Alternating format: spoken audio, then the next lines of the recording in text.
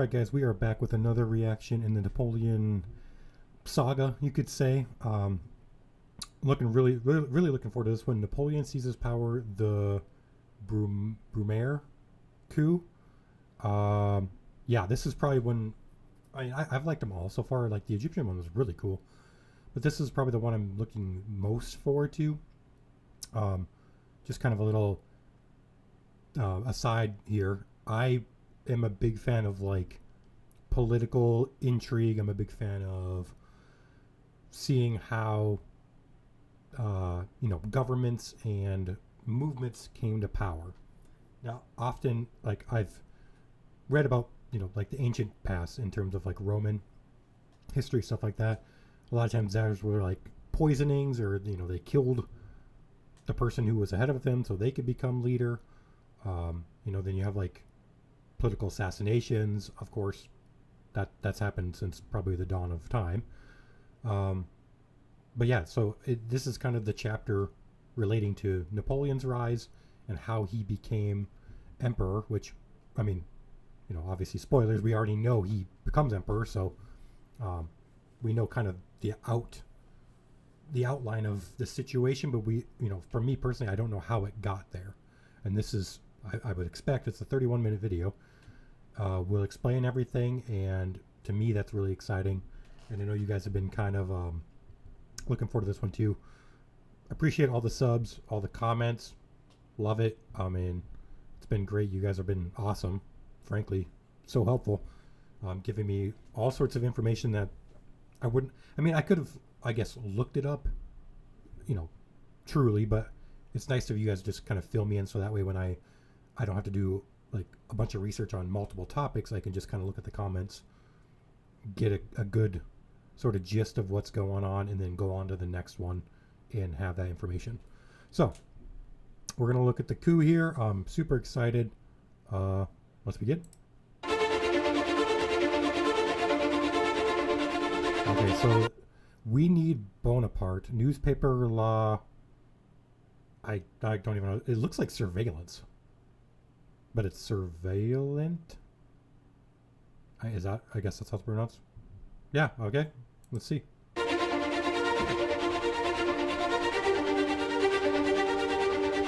October 1799. After 500 days campaigning in Egypt and Syria, Napoleon has returned to France. And with a small entourage, he travels north to Paris.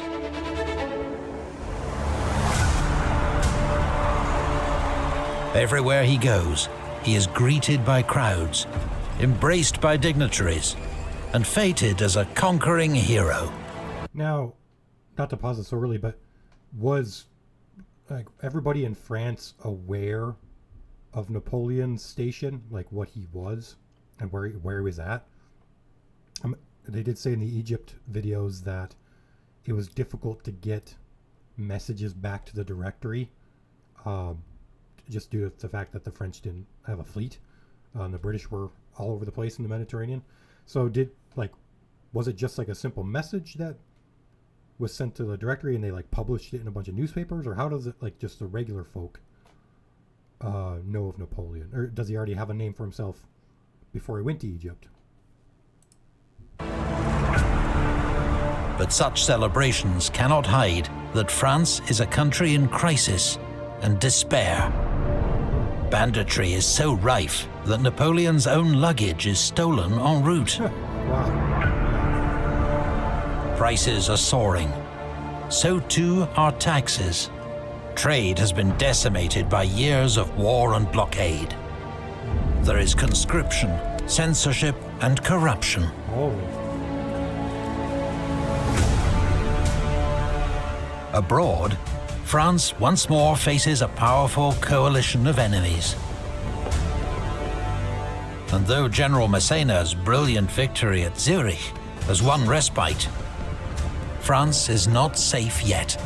Okay. But in Bonaparte, many see a savior for the country. Thanks to his own propaganda, everyone has heard of his brilliant victories in Italy and Egypt. Okay, so I guess that kind of answered my question, but his propaganda is just simply like a letter, or like letters he sent back to like the directory or like newspapers, I guess. How does like it get disseminated? His name is celebrated in newspapers and plays. Okay, plays. Yeah. The air rings with cries of, "Hurrah for Bonaparte! He will save the country!" Really?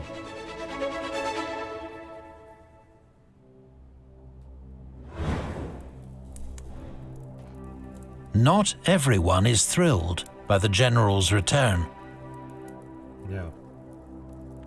At the very top of French government, some wonder if Bonaparte should not be court-martialed for abandoning his army in Egypt, and now flouting France's quarantine laws. Yeah, but he's so popular, can they even... However, Napoleon does now have a letter from the Directory ordering his return to France, though he acted before receiving it.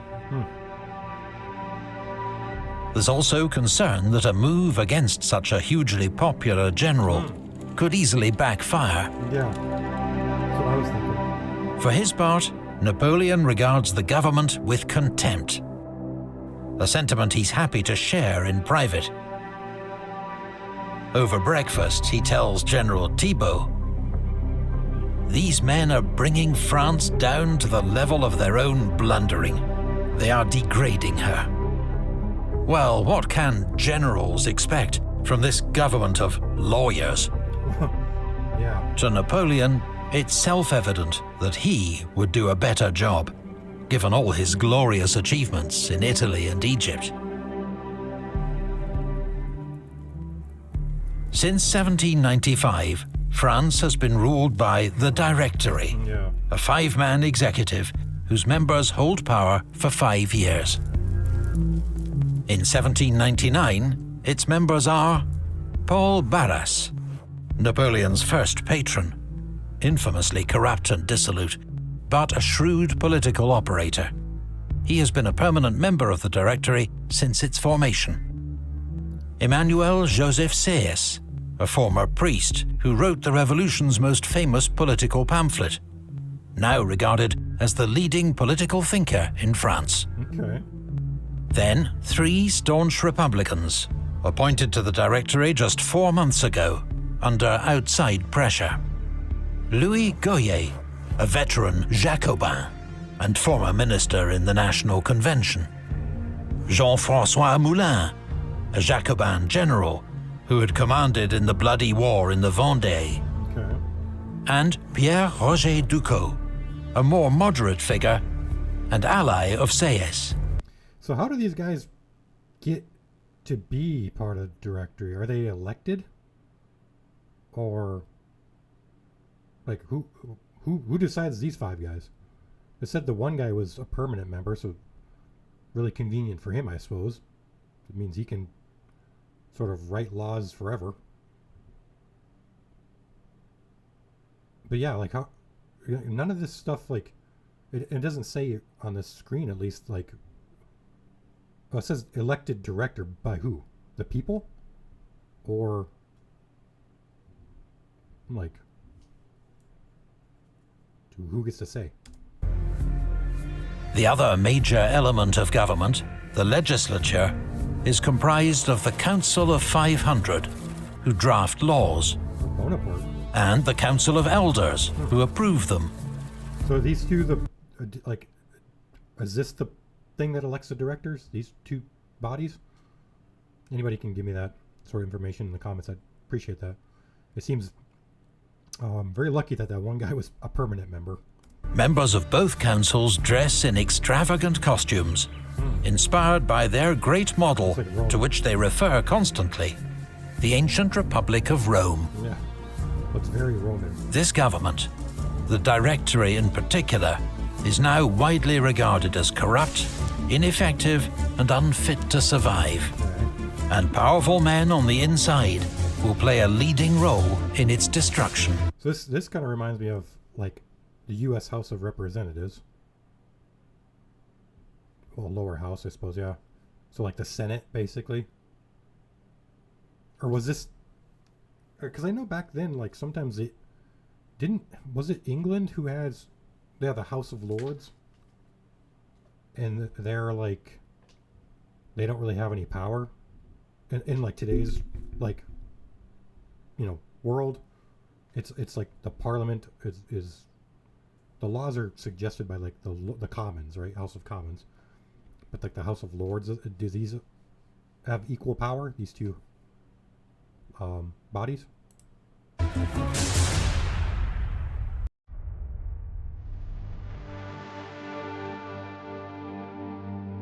Wow. Okay.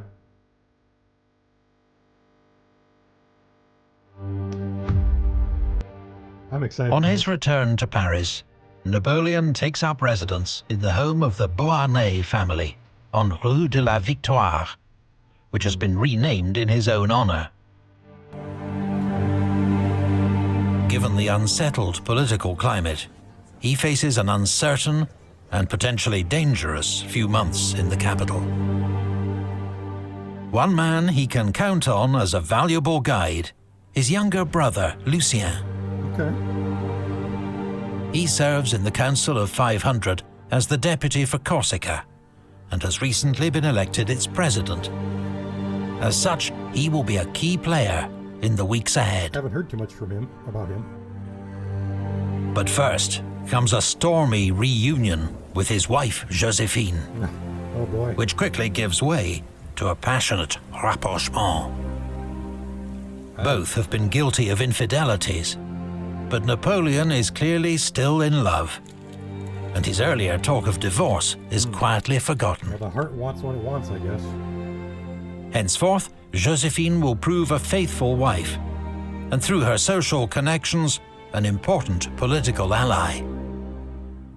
Okay. Well, that's good, I suppose. Paris is awash with talk of plots and conspiracies. Rumors of threats from the left, ex-Jacobins, who oversaw the bloody days of the Terror. And from the right, secret royalists who want to turn back the clock.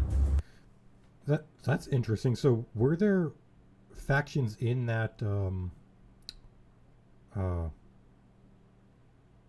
the chambers, like the elders and stuff? Were there like people who were pro-monarchy, like out in the open, like everybody knew they were, or was that allowed? Because I can understand the other side where it's like the Jacobins. I'm guessing those are like the pro-revolutionary people, just from it makes common sense on this chart. It looks the directory's in the middle. Okay, so that's interesting. So there is a royalist section that wants the monarchy back. How much influence would that even have? I mean, you would think that people like that would get imprisoned or guillotined. I don't know. And there are those who seek a third option. Okay. Soon after his arrival in Paris, Napoleon receives a visit from France's ex-foreign minister, Maurice de Talleyrand. Well, this is a guy that didn't go to Ottoman Empire. Talleyrand, a keen observer of which way the political wind was blowing, had resigned from the government in July.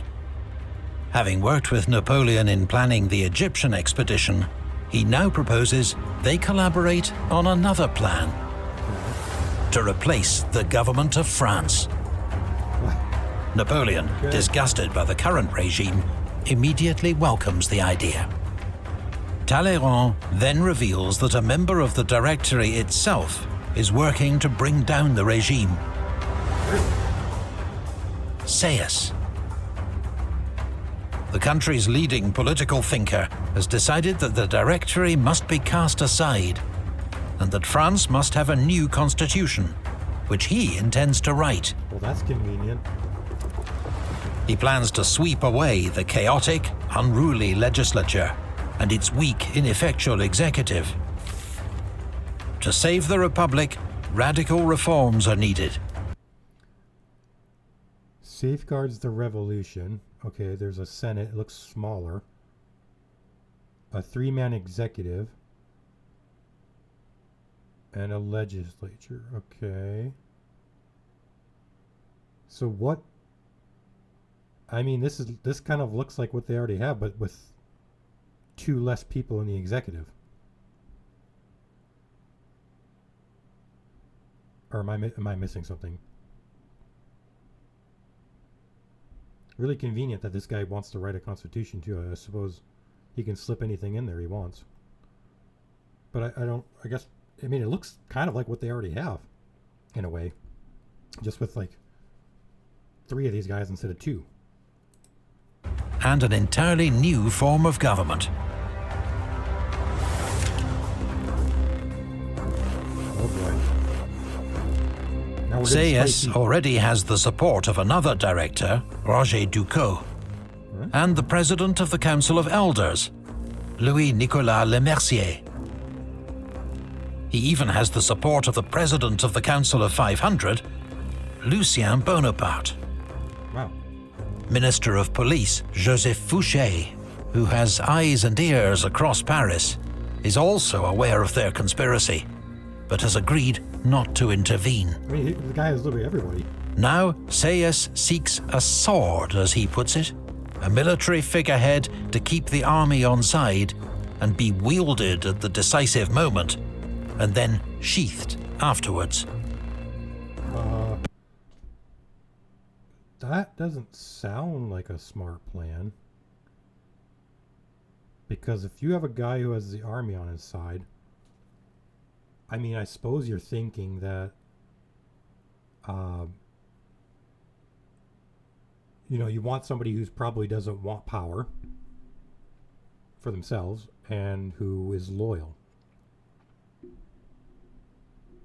Because, I mean, you're not going to have any, you're not going to have anything to, what's the right word?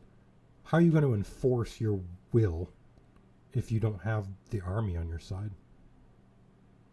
I mean, I suppose you could have, the civilians on your side. I mean, but they don't really have any guns. It's not like they're going to fight the army. But such a man is proving difficult to find. Yeah. Sayes' first choice had been General Joubert, Napoleon's talented subordinate at Rivoli. But he'd been killed earlier that year, shot dead at the Battle of Norvy in northern Italy. General MacDonald is sounded out, but is too much the honest Republican for such skullduggery. Okay. General Moreau, who has led the Army of the Rhine with great success, declines the role. In a moment he will later regret. He recommends Bonaparte. Really? There's your man. He will make a better job of your coup d'etat than I could. Interesting. So, maybe I would. So kind of what I was thinking is, for one, it's interesting that, Sayes, yeah. It's interesting that Sayes is asking all these generals, wouldn't he fear that this plan, this coup, would get leaked to, somebody he didn't want to know? Because he,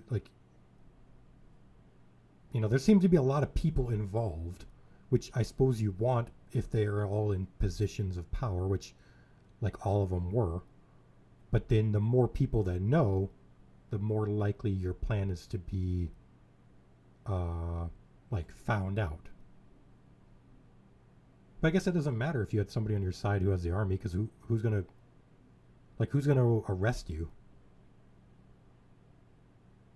I don't know. It's I don't know. Maybe I'm thinking too deep into this. I love this stuff though. It's like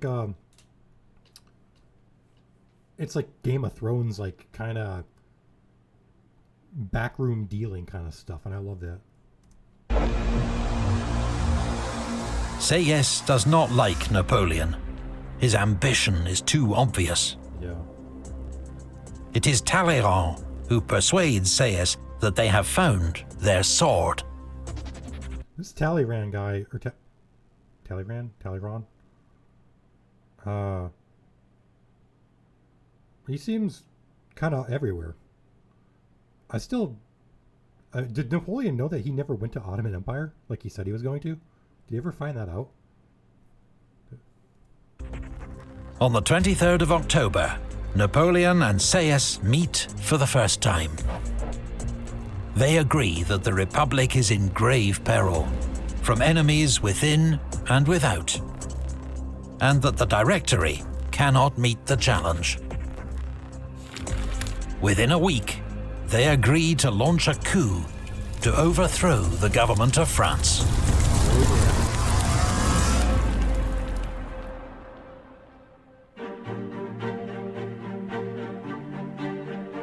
The pair is right, Napoleon. The conspirators plan their coup for the 7th of November, 16th Brumaire, according to France's revolutionary calendar, the month of fog. It's a risky operation that will take 2 days, during which any number of things could go wrong. Many of the plotters take precautions. Sieyès carries a briefcase stuffed with cash for a quick getaway. Guys ready? Fouché, the Minister of Police, has drafted orders for Napoleon's arrest in case he needs to switch sides. What a freaking... I mean, I understand it, but that's wild. He already pre-planned it just in case. I mean, I can't blame him, but it's like... That's still kind of sketchy. Napoleon sleeps with 2 loaded pistols by his bed. At the last minute, there's a 48-hour postponement. So instead, Why? that night, Bonaparte dines at General Bernadotte's apartment on the Rue de Cisalpine. They are joined by Generals Moreau and Jourdan. He wants the support of these influential generals for his coup. Moreau agrees to help. Okay. Jourdan promises not to interfere. But Bernadotte is outraged and warns Napoleon that he'll be guillotined. "We'll see," says Napoleon. I like that. Yeah. We'll see. But this is what I was talking about earlier, is like, all these people know, like, it's happening, right? Or they know, maybe not they know details, but they know, like, the overall plan. Was there any sort of fear or any sort of, like, I don't even know what to say, like, what kind of word, of being found out? And who would even find them out and have the ability to... Because, like, the police guy had an order for Napoleon's arrest just in case he had to switch sides. But whose side would he be switching to? Because it seemed like everybody's in on it. Or not everybody, but, like, a lot of the council heads, 2 of the directors, the minister, obviously the Minister of Police. I mean, I guess there's, like, there's probably a lot of police and soldiers who might not like this. And they could probably arrest them, I guess.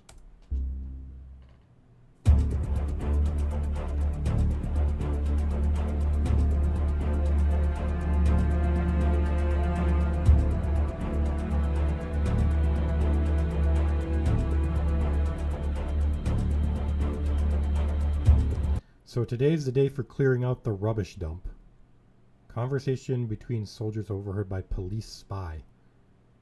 Interesting. So the police had, like, informants in the army?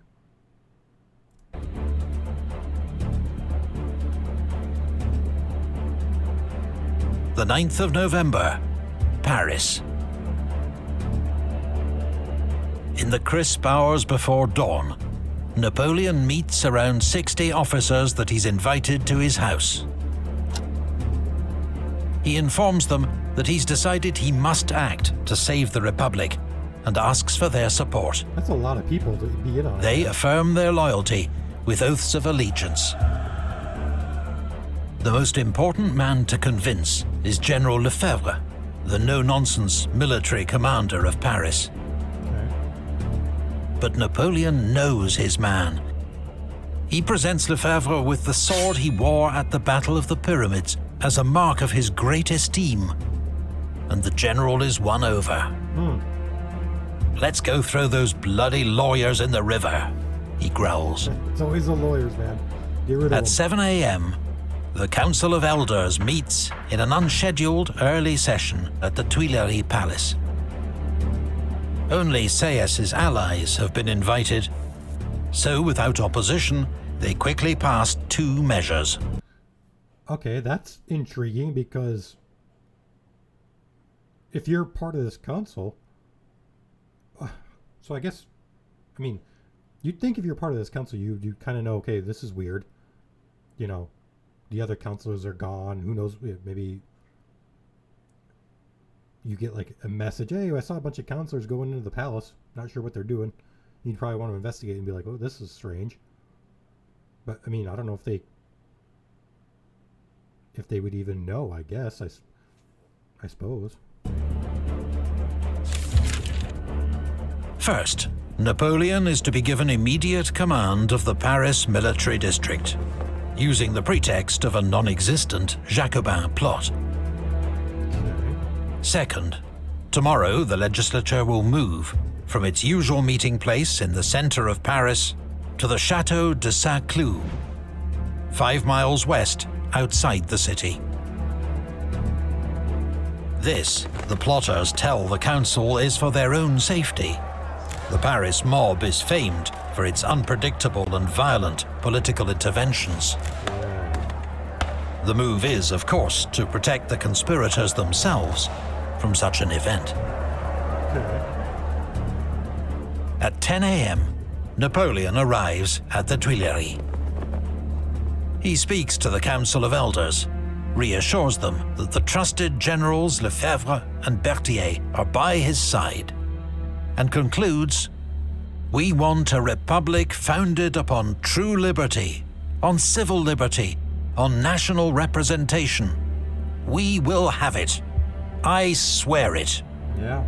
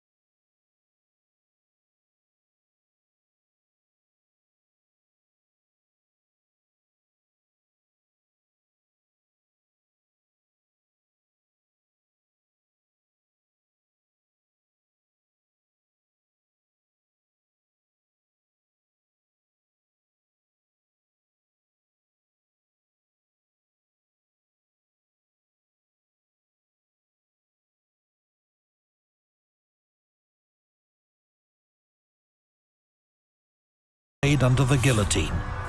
He turns to his secretary. "Tomorrow," he says, "either we will sleep at the Luxembourg,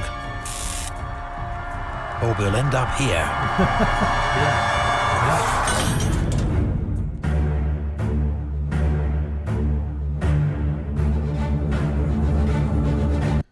Citizen representatives, the circumstances in which you find yourselves are not ordinary. You are on a volcano. Napoleon to Council of Elders. This is getting intense, dude. There's a lot riding on this plan, and so many people know about it that I'm surprised nothing has happened so far in terms of like getting found out.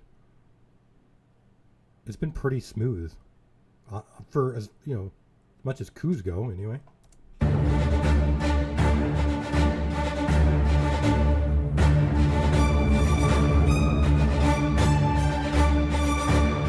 This music is amazing. Napoleon rises at 4 a.m. and rides to St. Cloud.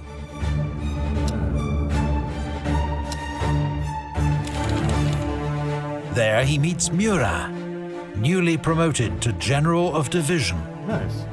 whose 6,000 troops surround the chateau. Officially, they're there to guard the council members. But as deputies arrive for the day's session, the heavy military presence is impossible to miss. Let's take a look at this real quick. A chateau. Was this some? So it says apartments. Was this like a house? Or what? Or maybe a palace, I guess. Obviously not a house. It's huge. Okay, garden. I'm guessing these are people. Why are these darker?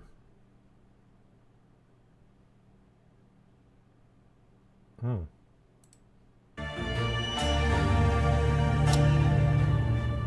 There are long delays. Benches have to be found for the chambers. Council members have time to mingle and discuss the many swirling rumours. So people were aware. This time, the Jacobin deputies are present, and they're not happy at being excluded from the previous day's meeting. Yeah, I can imagine. When the councils finally begin their sessions at 1 p.m, the mood is raucous. The sudden resignation of the directors, the presence of so many troops, the claims of a Jacobin plot. There is much to discuss.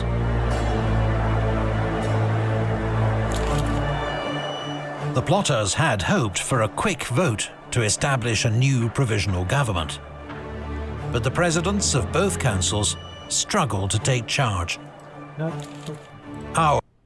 He said something about a Jacobin plot, right? Wasn't that earlier? They said that was there were people in these councils that were Jacobins, right? Maybe I misheard that, but I thought earlier he said that one side was like Jacobins, one side was Royalists. So then, if they're discussing a Jacobin plot, wouldn't all the Jacobin representatives or counselors or whatever, wouldn't they be like under suspicion from the guards? Or maybe I'm misinterpreting that entire thing. I could be. It just seems weird that the people, if there's rumors of a plot, why would the people who are part of the plot be allowed into the council? You know what I mean? Hours pass. Napoleon loses patience. At 4 p.m, he bursts into the Council of Elders. As he begins to speak, he is heckled and derided. Really? Napoleon is thrown off balance. He rambles, mutters, then hesitates. When a deputy interrupts, "What of the Constitution?" Napoleon flings back, "The Constitution? You yourselves annihilated it." There is uproar. Napoleon continues, demanding action from the council. Anyone who speaks against him, he strongly implies, has been paid by the British. To any such deputy, he warns, "May the lightning of war crush him instantaneously. Remember that I walk accompanied by the god of war and by the god of fortune." Yo, Napoleon was going wild on him. These ill-chosen words seem to confirm the Assembly's very worst suspicions. By some accounts, Napoleon has to be dragged from the chamber by his staff, shouting, "You are scoundrels! I will have you shot if you don't obey me!" Oh my god. Yeah, bro needs to relax. Napoleon is shaken, but not defeated. Within minutes, he storms down the corridor into the Council of 500, where the president, his brother, has lost all semblance of control. Really? The mood here is of even greater defiance. The deputies have spent the morning swearing oaths of loyalty to the Constitution. And when Napoleon arrives, flanked by grenadiers, he receives a torrent of abuse. "Down with the tyrant," they cry. "Outlaw! Caesar! Cromwell!" These. Whoa, this is getting crazy, dude. It's probably a good thing he has bodyguards. Or else it could be like a Roman Senate thing where they all just beat the crap out of him and kill him. Caesar? Well, I mean, I'm assuming Caesar and Alexander the Great were like his two favorite people, weren't they? Like, I don't think that's an insult. Outlaw? I think Cromwell was British, right? The names of famous generals turned tyrant. Oh, wow. As the crowd presses in, he is grabbed, jostled, even punched. What? Lefebvre and his grenadiers rush in to extricate Napoleon from the scaffold. They haul him clear and drag him into the courtyard outside. What is happening?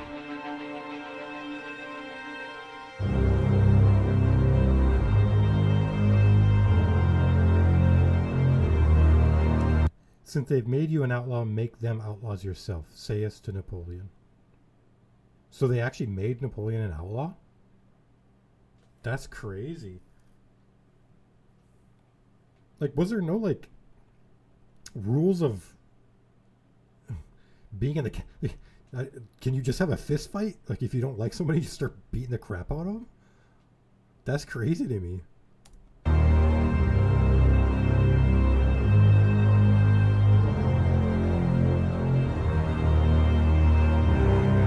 Napoleon is rattled and bloodied. He seems unsure what to do. His old comrade, General Augereau, now a council member, comes out to see him. "You're in deep water now," Augereau tells him. Napoleon regains his composure. "It was worse at Arcole."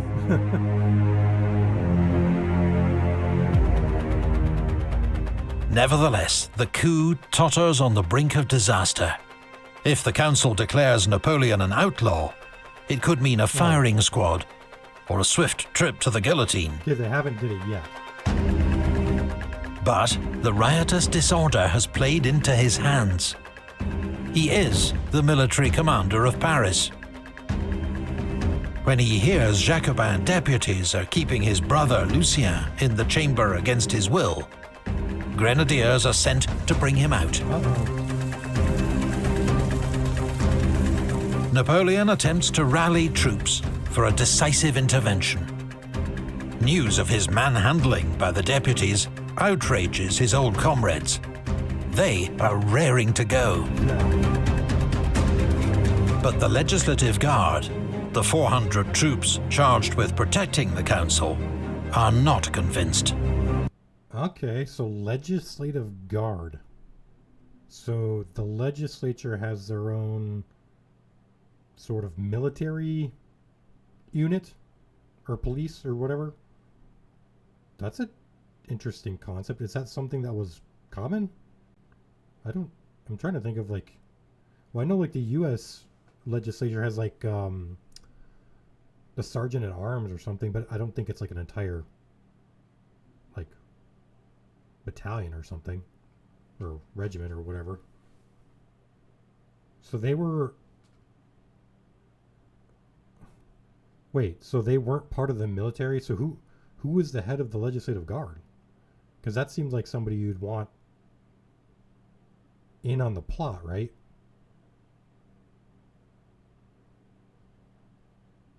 I'm just trying to think in my mind, like, if Napoleon's a military district leader or commander, and these guys apparently aren't part of the army, I'm guessing. So they must have like a commander of their own or somebody who leads them. I would have thought that that person maybe would have been somebody you wanted to get in on it too.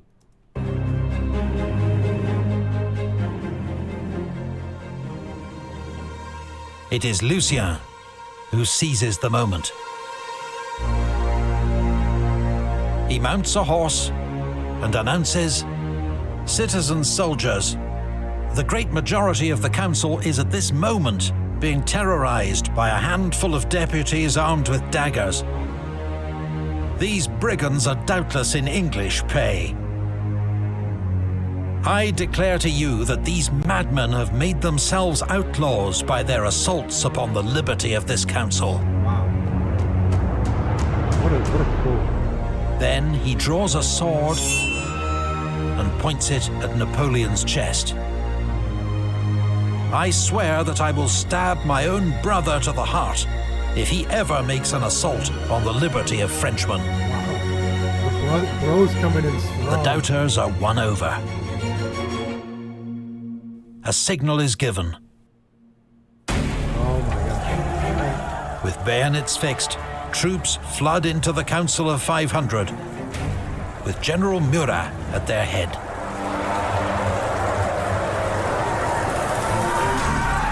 "Citizens, you are dissolved," he shouts. And then to his men, "Get this damn rabble out of here." I love it. That's crazy. The deputies scatter. By some accounts, they jump out of windows, leaving their robes and hats strewn across the gardens. Wow. Certainly, the conspirators had hoped to avoid the use of troops. But it had always been a backup plan, one that turned out to be desperately needed. Later that evening, a few deputies are rounded up to form a rump council of 500. Joined by the similarly cowed Council of Elders, they approve the measures that are suggested to them. That is crazy. Big shout out to Lucien, man. When your brother comes in for you like that with the save, because that could have got pretty out of hand in terms of like fighting. Like, I don't know if there would have been a little skirmish there with the other guards, but I'm interested to hear about Lucien. Like, that's crazy. I know I've read before that Napoleon had a bunch of siblings, but that's wild. Like, he came in clutch right there. The dissolution of the Directory. The adjournment of both councils for 4 months, though they will never meet again. Oh, whoops. And the appointment of 3 provisional consuls, a term borrowed from the Roman Republic. Emmanuel Joseph Oh, Sayes, this guy. Pierre Roger Ducos, and General Napoleon Bonaparte. Number 1. 3 years, 8 months since he took command of the army of Italy, Napoleon has risen to the summit of political power in France. Incredible. He will now be one of 3 men in charge of drafting a new constitution for the Republic.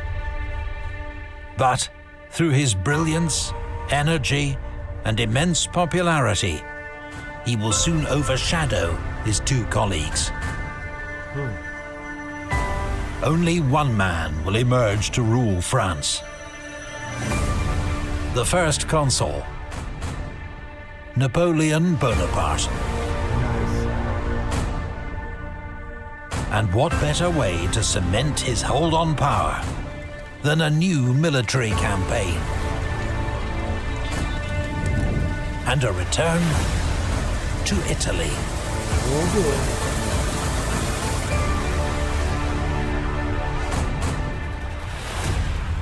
Do you want to see our newest and That was a great episode. I'm excited for the next ones too, because we learned in the other ones that all of his gains in Italy in that one series were basically erased. So now he has to go like do it again. But now he is the first council, which is, I'm gonna assume, like he has more power than the other two. I guess I don't. Maybe I don't know, but it seems like he would probably have more power than the two since he's number one. And obviously, he has the military on his side. I mean, they all love him. And then Murat, that guy came in clutch too. Not only it was Lucian and Murat, and I mean everybody kind of played their part, but I mean it was sketchy there because you have to get so many people to be in on it and then not obviously. Well, they got to follow through with it. Plus, they can't let it slip that the plan's happening. And at any one of those moments, something could have got wrong, and Napoleon could have got caught, or hung, or guillotined, or whatever the case is. Everything had to go right, and it did for the most part. But that's interesting. So, like, once this was happening, the Legislative Guard just kind of like, because it seemed like they were in the rooms too. They just were like, we don't want no part of this. I mean, what could they do really anyway? That great episode. I appreciate you guys telling me that this was the next one. I know the next one is yet what Napoleon in the Alps, right?